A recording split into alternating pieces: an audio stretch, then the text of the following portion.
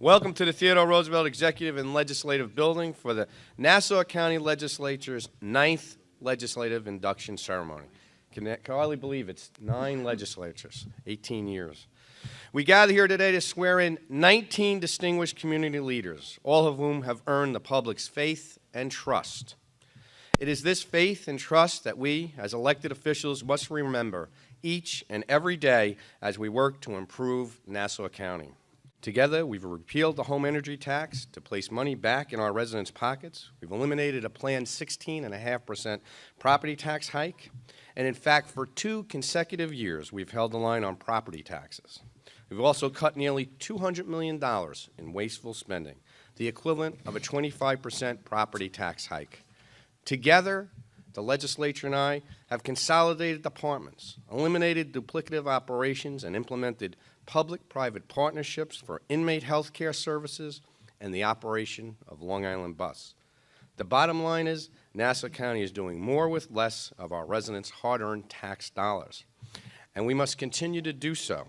Through the hard work of the legislature, high taxes have been addressed. As we start this new year and we install a new legislature, let us continue to work together to build a better and brighter Nassau County. God bless, and I wish the best of luck to the new legislature as it undertakes the challenges here in Nassau County, and I hope to work with each and every one of you to advance the needs of our residents. Thank you. I just want all of you to know that Chuck and I will do all we can in a bipartisan way to assist Nassau County, because Nassau County, throughout the years, has had outstanding government, providing outstanding services for its people, and these are times that really demand tough decisions. So the county executive, the majority leader Schmidt, minority leader Abrahams, these are very, very tough times. And as Chuck and I know all too well, it's hard to get people to agree in a bipartisan way, but the times demand it. This is not times where politicians can be popular. They have to make decisions which are going to be unpopular, but they're necessary really for the survival of the country. And I also know in Washington that when we make what we think are tough decisions, often that means passing the responsibility down to the local government, which makes it more and more difficult for you to be able to do your jobs. So again, I wish all of you well. These are very, very difficult times. You have an outstanding majority leader in Peter Schmidt. I've had the privilege of working with him in many capacities over the years. No one is more dedicated. No one is more concerned.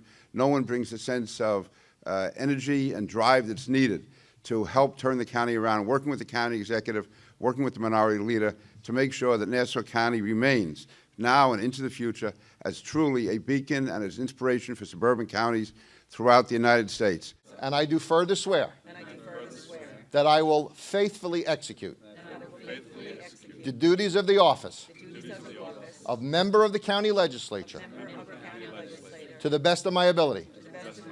So help me God. Congratulations, ladies and gentlemen. And I further swear to do anything Peter Schmidt tells me to do. It's a quiet beauty for those of us who are elected officials of going around to the polling places on Election Day, where men and women quietly and in real dignity line up.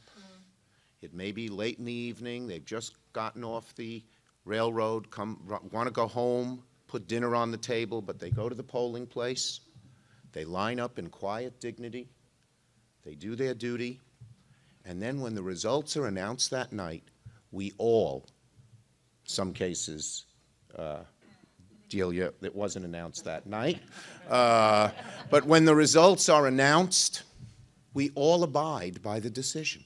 We are lucky on the Democratic side to have 2 new legislators. Carrié Solages is a great example of the greatness of America.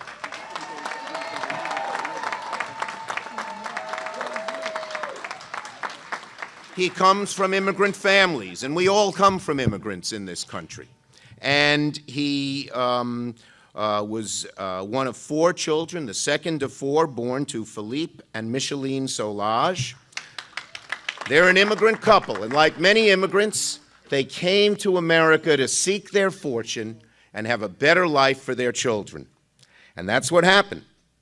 So Carrié was raised in Elmont, his home community. He attended Carrié High School, a great high school where I've spoken at many a graduation as some of you know who represent that area, and went to Georgetown, one of our best colleges in the fine Jesuit tradition, and then got a degree from Boston College.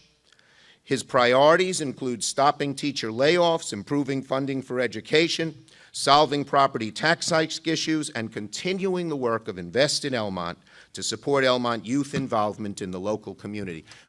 Delia DeRiggi-Whitton, now she is from Glen Cove. She's the daughter of former Glen Cove Mayor Donald DeRiggi, and he moved his family to the DeSoris Woods section of Glen Cove when she was a little baby. She graduated from a great Long Island institution, Hofstra. She works for a company that helps clients avoid taxes on real estate transactions legally. To discharge the duties of office of Nassau County Legislature. To the best of my ability. To the best of my ability. So help me God. So help me God. Congratulations. So here we are. We go from here, January 2nd, 2012, until December 31st, 2013, with one resolve to serve, which today in our county means to find ways to make government less onerous and make our residents more successful. I would like to thank outgoing Minority Leader Diane Toro for her stewardship and to congratulate the incoming Minority Leader, Gavon Abrahams, especially for his welcome spirit of bipartisan leadership this past month. I look forward to working with you, Gavon, and I pledge your delegation will be treated fairly on all issues and that they have an open door to my office. The average resident is hoping for a better tomorrow. A tomorrow that will include an opportunity for their economic relief, but present an opportunity for their children and their children's children to grow up in the county as they know it, as the finest in our nation. We have an opportunity to reaffirm our greatness. Many would disagree with my comments on our county still being great. Many would say that the county has lost its appeal. Their argument, though discouraging, has some validity. Evidence will show that more and more young people are leaving our county to move south and west for better opportunities and enhanced quality of life. Taxes and a lack of reasonable housing in a lagging economy continue to be the negative thrust against our positive move for change. I am proud of the process that was started to build a consensus between myself, the County Executive Mangano, and Majority Leader Schmidt in coming together and striking a deal on the bus contract as well as the civil service retirement incentive. In the midst of two daunting feats, Republicans and Democrats worked together in a process that was not easy to achieve, but both sides had to give in order to reach the middle.